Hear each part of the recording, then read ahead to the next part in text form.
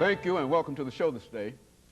Today's topic is the Tennessee State University Marching Band, and we're fortunate to have with us to talk about the Tennessee State University Marching Band the director, Mr. Edward Graves, who is not only the director of the Tennessee State University Marching Band, but he's also a longtime professor at Tennessee State University.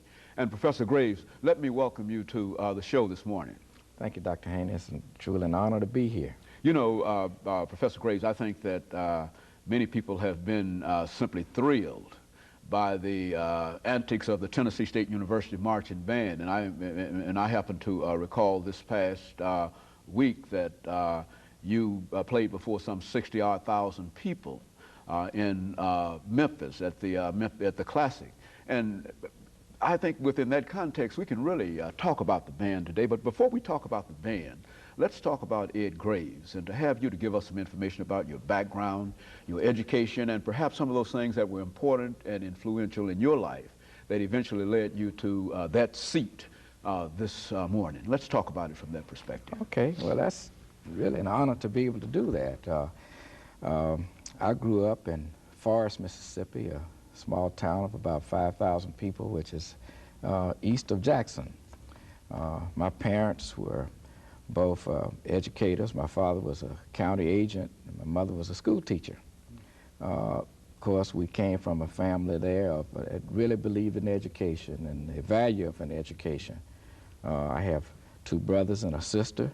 One of my brothers is a pediatrician who was educated at Meharry and Howard University. I have another brother that's a dentist. He received his bachelor's degree at Tennessee State University and his dental degree at Meharry.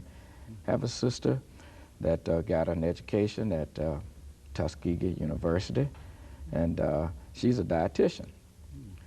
So our parents were, they got all of us educated. In education. Yes, and of course I, in watching one day with my father a football game back in 1955 or so, we saw a football game in Chicago, Chicago Bears, and I believe it was Los Angeles Rams, and at halftime, the Tennessee State University Band was featured. As early as that date. That's right. And at that point, I decided, I remember saying to him, you know, that's where I want to go to school, where we could be in an organization that performs like that, and a school where that gets that kind of exposure. So that's where we began. My family, to kind of carry that on with the belief of our parents in terms of a value of education. They were both great supporters of their alma mater, which is Alcorn State University. I have my wife and I. My wife's a nurse. We have two children. My oldest daughter had a degree in chemistry from Tennessee State University and a dental degree from Meharry. She's presently on the staff at teaching faculty at Columbia University in New York as a prosthodontist.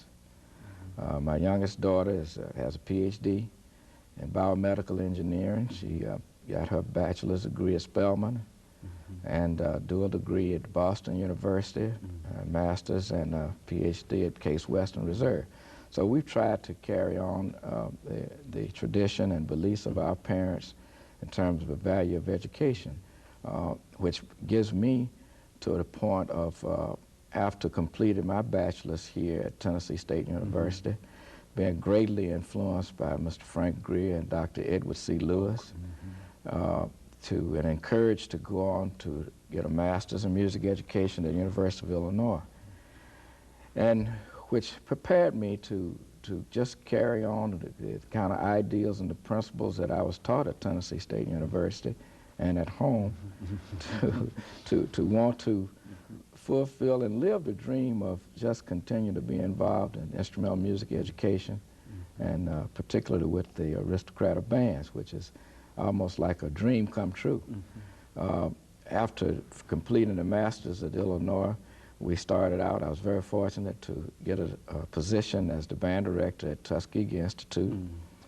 I went from Tuskegee to North Carolina A&T, and then to Shaw University, where I eventually got to be the head of the department in addition to the director of bands there.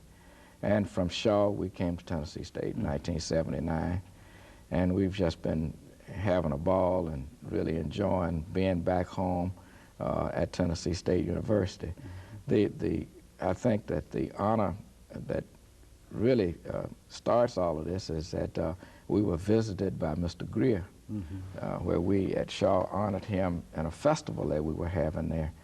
And he came back and talked with Dr. Lewis, and they talked with me and invited me to Tennessee State for a week's visit. And well, before I left here, I was the director of bands at Tennessee State. You know, looking back over that, what about your early musical education? You see, because in order to even have an aspiration to be a part of the band at this great this great halftime activity that you witnessed, you had to have had some kind of inspirational toward music education, have been involved. I mean, how did that come about? How did you become involved in that? Well, from the very beginning, in my hometown, of course, we had a small school there where you maybe everything was from grade 1 through 12. We had a principal that really believed in activities for students. Everybody in that school had to be involved in something. And at one time, the principal taught agriculture, was the football coach, basketball coach, taught agriculture and something else too, and did everything. He had all the keys to everything. He started a band by bringing a man at that time that was a band director at Alcorn, and he came to our school once a week. So that's where we started. I started when I think it was 7th grade. My band director took myself and another student from that program to Chicago to Vandercook College of Music in the summertime for 2 summers, where we were exposed at another level, and which really helped prepare me to come to Tennessee State and be involved with the outstanding program here. Of course, clarinet was my major instrument, and I was greatly influenced there when I first got to Tennessee State with clarinet teachers of Mr. Ancio Francisco, that was Mr. Greer's assistant band director, and later by Mr. Benjamin Butler, who was a graduate of Tennessee State and one of Mr. Greer's students that really guided us all at that time. And you know, Dr. Haney, when we graduated Tennessee State in 1962, there were 6 members in my class that went on to be college band directors. And this is something that has really given me the interest to want to build the same type of thing here with our students now. We're getting a lot of calls and interest from people around the country wanting Tennessee State University band directors. And all of this, I think that are some values that I brought from home with me through Tennessee State University that enabled me to go places like the University of Illinois and be able to compete and survive through that and get the most of the opportunities I had in terms of being able to get an education. You know, when you look at this, at the band, and I think that all of that information simply, and we're just about a minute from our first commercial break, but during that break, let us have you to sort of reflect on the band itself, which is to say that this is a world-known and world-famous band because you've made international trips and et cetera. And since you've been involved in most of that, when we come back during the second segment, what we want you to do is to look at that band and think about how small it was when it started, when you first met that band, and some of the challenges that you've been able to overcome in order to, this past weekend, as we said, in order to carry that band in front of some 62,000 people.